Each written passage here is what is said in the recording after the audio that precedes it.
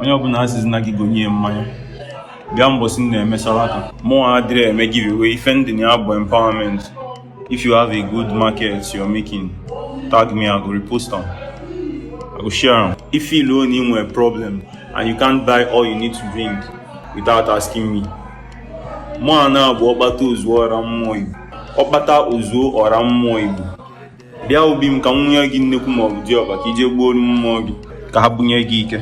Mụọ believe na Igbo ịdị mma bụ mgbe mmadụ niile na-agọ mmụọ fa, bụrụ eze mmụọ, bụrụ dibịa. Anyị bụ Igbo jebe agha, mmụọ Igbo ewe sola anyị banye agha. Ya bụ ọgaji agọba mmụọ gị. Ịgọta mmụọ gị, community will be better for it, of which mụọ so bụrụ onye obodo.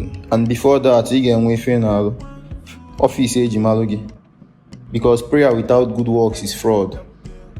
Igonye mmanya is not love. O nwere ike sef mmanya so na nsọ ekwesịghị na-edebe ka e wee na-ezi gị ozi.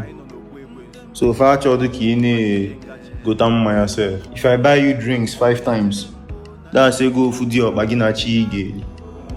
O mee gị onwe ife na aghọta. But you just wanna drink beer and forget your dreams. Maka na all your dreams wey you no fit catch. Most of us ji mmanya ma ọ bụ afịfịa ụtaba wee na-echefu. Amamife Igbo ji mmanya aṅụfusi onwe fa target. We have targets ụmụ Igbo.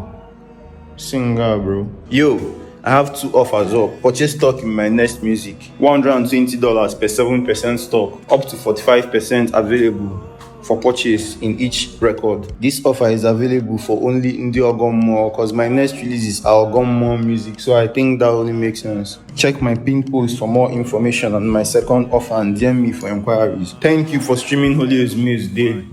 Jideki Iji. Dalo.